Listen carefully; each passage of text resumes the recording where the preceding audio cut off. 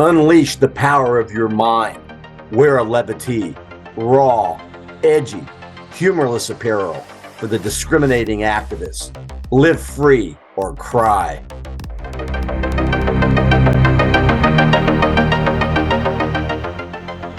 Welcome to another episode of Mind Matters, the talk program that provokes critical thinking, logic, and reason.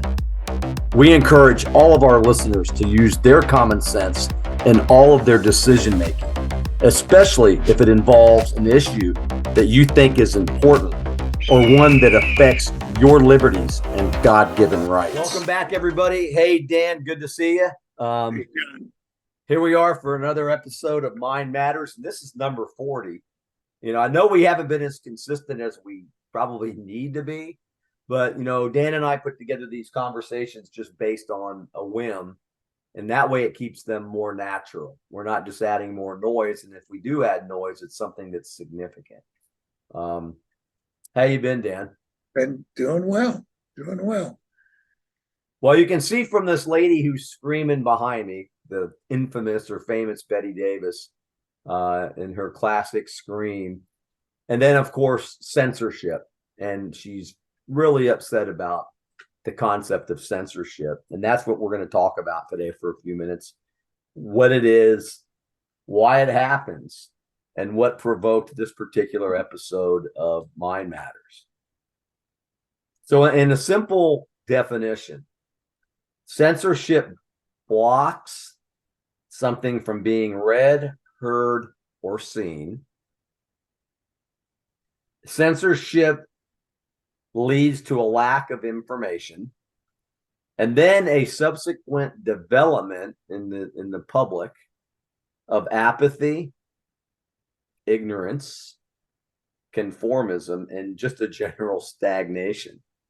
And so when you see this suppression of information, or even worse, the suppression of the truth, we find this historically in totalitarian states, where the media and the messaging is controlled by someone or somebody somewhere in some room that says THEY on the door.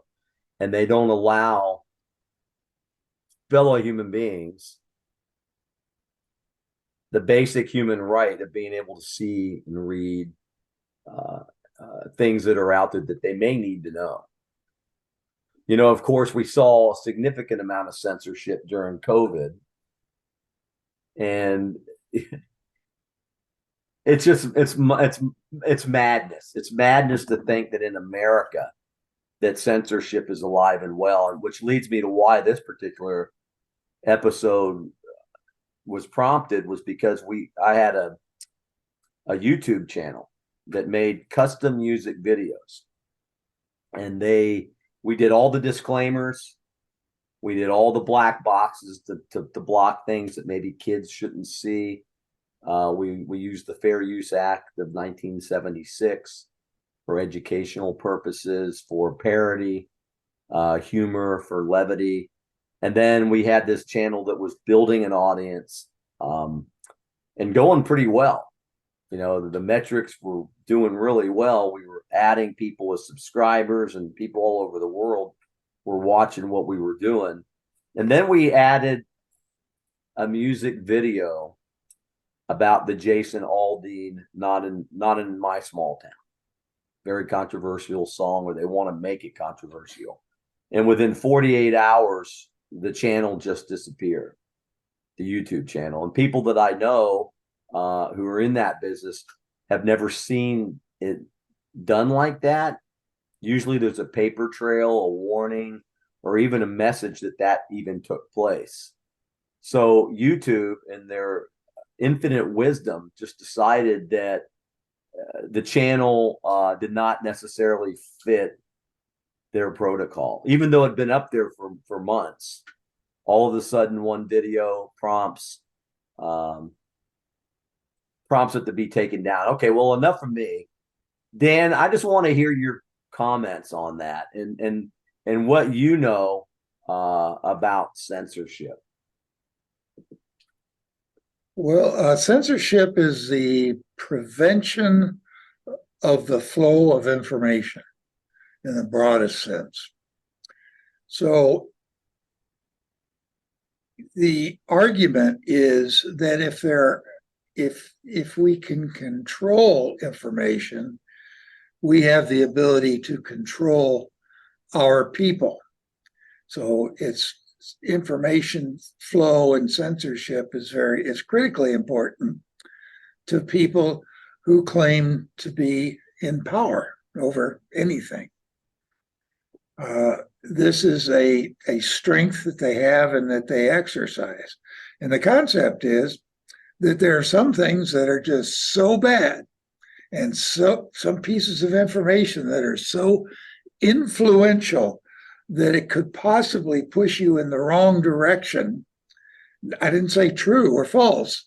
I said push you in the wrong direction. Then that's something that needs to be eliminated. So in this sense, it's the anathema, the exact opposite of freedom of speech. So there you have it. If you believe in freedom of speech, which is our First Amendment, you don't believe there's any information that somebody has to control before you receive it. Yeah, great point. And the founding fathers knew that, hence the First Amendment, keeping the government out of what people can say and how they use it. But, it's kind of like the theory there's 100 people. And one of those persons is just a lunatic, right? But there's information out there that can help the 99 people, but we're going to suppress it because it might piss off this 1%, this one guy. And so something that maybe people need to know gets suppressed because the excuse is the lunatic that's out there, the lunatic fringe, may somehow take this bit of information, like you just said, good or bad, and do something that's nefarious or devious with it. And if my argument would be, I think it's more nefarious and devious to withhold information from the 99 people who would not do something crazy with it. And in a free society, Dan, isn't that kind of the risk that we take, that there is a lunatic fringe that might do something that could hurt others? I mean, I'm not condoning that, but isn't that kind of the risk? Yes. The risk of the Second Amendment is you'll have people that'll go out and abuse that and kill other people needlessly. That's a risk. And as a society, you have to decide whether you're willing to take on that risk as you're designing your government. But censorship is there's also another form of censorship that we see daily, and that is, we've all seen the news reports where some congressman or somebody has requested a letter or a document, and they hold it up and it's full of black lines, full of redactions. The propensity for the government to make things top secret and to classify information willy-nilly is also a kind of censorship. It's a preventive, saying that, well, I'd rather no information get out to the public because there might be something in there that would harm me that I'm not aware of. So this is something that, and this goes to the Trump invasion at Mar-a-Lago on these documents. This is incredible that such a thing would even be presented as a court case. But all of those documents they're secret. Everything the government does is secret. Why does the government do that stuff? Why is it they don't want information to get out? Why is it the information has not been forthcoming on UFOs, the government's knowledge of extraterrestrial life forms in other forms than human or earthbound? So it's a ham-fisted attempt by government to prevent you from getting any information that you could use against the aims and goals of the government in power. Yeah, you raised some really good points and you asked some really good questions. And, and in light of the YouTube taking down this music video um, channel, by the way, there's some music videos on YouTube still that are pretty saucy and pretty uh, inciting. But that being said, I find it interesting that when we had that whole thing with Twitter and Jack Dorsey and all of that and Mark Zuckerberg, I find it rather interesting that when they started to do the research on the boards of these different social media platforms and even people that worked for the companies, that many of them were former government employees, and some were even CIA operatives or employees or FBI employees or federal law enforcement. I mean, even commonsensically, somebody that uses those platforms, wouldn't they even wonder why social media platforms that are supposed to have free flow of information are being staffed with ex-government employees who operated in the security field? I mean, that right there is enough to make you scream. What the hell's a CIA agent doing working for YouTube? I mean, come on.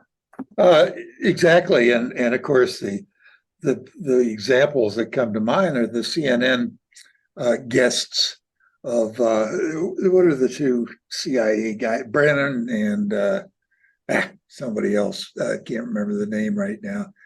I don't want to remember the name as the reason because I think they're disgusting Americans.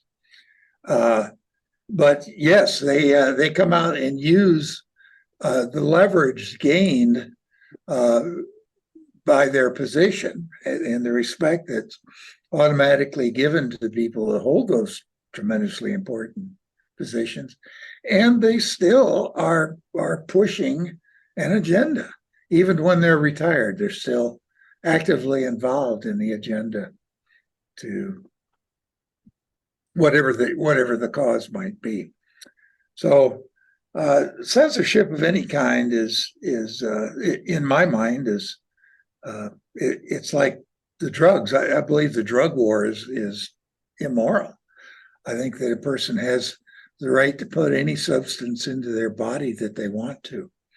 And I'll carry that one step further and say that the human has the ability to put any bits of information into their head the way they want to, and nobody has the right to withhold information that you come across. No, I think that's well said, and that's exactly what I believe. You would think that it would be a basic human benefit or right to be able to read and hear and see anything that you want, Unobstructed. Unobstructed. And that, you know, you could get into a whole other, Pandora's box when you look at like pornography or, sexual and illicit and rude stuff. Yeah, there's a fine line there. And sometimes it's not such a fine line.